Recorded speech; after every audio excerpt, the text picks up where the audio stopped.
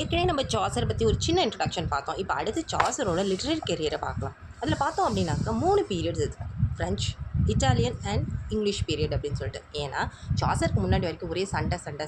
So அந்த சண்டைக்கு அப்புறமா ஒரு இடத்துல போகும்போதும் அவங்க ஃப்ரீ டைமில் நிறைய லிட்ரேச்சர்ஸ் படிக்கிறாங்க. இப்போ மாதிரி அப்போ ஃபோன் ஃபெசிலிட்டிஸ் கிடையாது இல்லையா?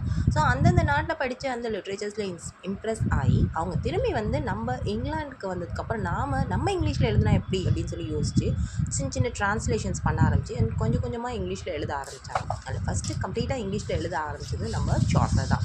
அதுக்கு முன்னாடி அவருமே சில ட்ரான்ஸ்லேஷன்ஸ் தான் பண்ணியிருக்காரு. அதுதான் அவரோட லிட்டரரி கரியரில். ஃப்ரெஞ்ச் ஒர்க்லாம் ட்ரான்ஸ்லேஷன் பண்ண பீரியடை ஃப்ரெஞ்ச் பீரியட்னும், இட்டாலியன் ஒர்க்ஸ் அவர் ட்ரான்ஸ்லேட் பண்ண பீரியடில் அந்த இன்ஸ்பிரேஷனில் எழுதின ஒர்க்கெல்லாம் இட்டாலியன் பீரியட்னும், கம்ப்ளீட்டாக அவராகவே சொந்தமாக இங்கிலீஷில் எழுதினது தான் இங்கிலீஷ் பீரியட்னு தெரிவிக்கிறாங்க.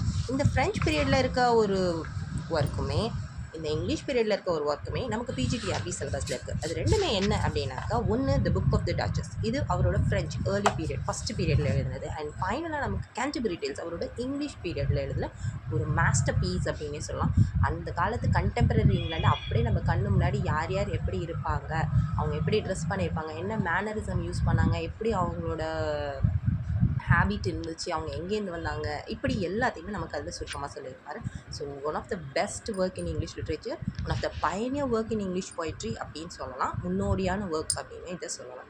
ஸோ இப்போ நம்ம சாசரை பற்றியும் சாசரோட ஒர்க்ஸை பற்றியும் நமக்கு பிஜிடிஆர்பியில் என்ன கொடுத்துருக்காங்க அப்படிங்கிறதையும் நான் உங்களுக்கு ஷார்ட்டாக சொல்லியிருக்கேன். இப்போ நான் உங்களுக்கு காமிச்சு நடத்துகிற மெட்டீரியல்ஸ் எல்லாமே அவைலபிளாக இருக்குது லிட்டில் லிட்ரேச்சரில். நீங்கள் இப்படி வீடியோ பார்த்தும் படிக்கலாம், இல்லை நீங்கள் இதை வாங்கியும் படிக்கலாம். If you want you can DM us in the number shown in the screen.